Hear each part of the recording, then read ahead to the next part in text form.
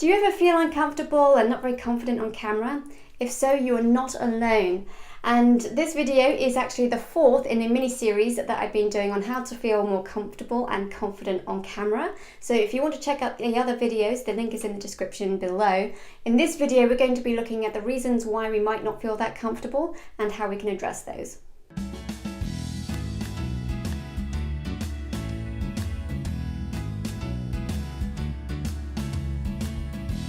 Hi, I'm Demelza Marie with Creative Online Courses, and I have over 15 years experience in video production.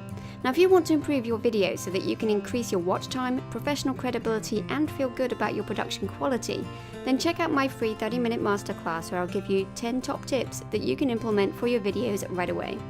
So don't be held back by lack of production know-how. These easy tips will propel you forward whatever kind of videos you plan to make. Get access to your free masterclass right here. Hi, Demelza Marie here with Creative Online Courses, and on this channel I guide you through tips and tutorials to crush it with visual media and produce your online courses like a boss.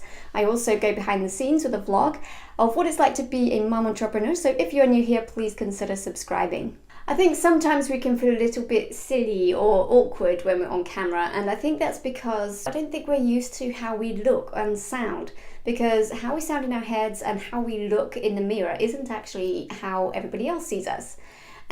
So actually getting used to seeing what you look like on camera and to hearing what you sound like on camera can actually be one way in which you can reduce feeling silly, because you just get used to the idea that actually your head voice and your mirror image is actually not as accurate as the camera image and sound necessarily.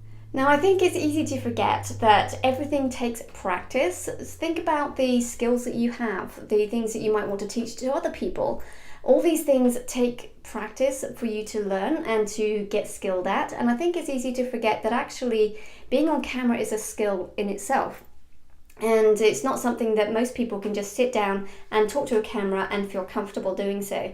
So I think we need to take the pressure off ourselves from thinking that we need to be as good as X person to come across as natural as they do. For example, Casey Neistat is huge into the vlogging scene, and he can come across as completely natural and very engaging to watch, but he's been doing a lot of videos, and even before he was doing YouTube, he was still in filmmaking, production and that kind of thing, and he's got a lot of practice.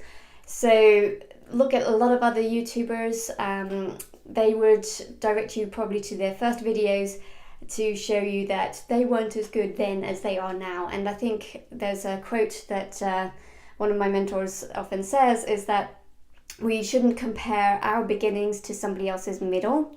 And I think that's really important to remember when you are getting started on video, is to remember that your first few videos are probably going to be a little bit more awkward or feel a little bit less natural, but that's okay. Just keep practicing, keep doing the videos, and as you do them more, the more natural you will become. Now, I can testify to this because even though I had been doing presentations on stage and doing various other forms of video production, I hadn't been doing a lot of YouTube videos on a consistent basis. And as I've been doing more on a consistent basis, I feel like I can be a lot more natural on camera. I don't feel like the pressure is on me quite so much. I don't have to do as many takes as I used to. Initially, it was like take after take after take, because I didn't feel that comfortable with how I was presenting. Now I'm like, that'll be fine, you know. And so I can feel a little bit more confident in my own presentations, and I know that as you do it more often, that you will feel more confident as well. I think another thing we need to think about is it's very tempting to look at other YouTubers and think, oh, I wish I could be like them. You know, they have so much energy, or they have so much whatever it is that you really like about their videos or their presentations. And it's easy to just kind of be like, oh, I can never be like them. And to be honest, you shouldn't really. You know, they are themselves, they are doing what they're doing, and they're doing it well, and they're doing it great, and that's perfect. But for you, you want to be yourself. You want to present your uniqueness to the world. So you don't want to be them. You want to be yourself, and you want to be the best version of yourself you can be. So when you look at other people's videos and stuff and you're tempted to compare, don't compare. Just look at what you can do and look what you can take from their videos. So what are they doing well? What is it that you really love about what they're doing? And then apply that to your videos so that you can use your unique style and presentation with the combination of what you think is working for them.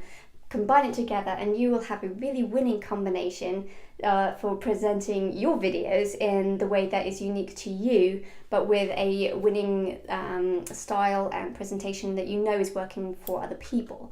So don't compare yourself, be yourself, be okay with who you are.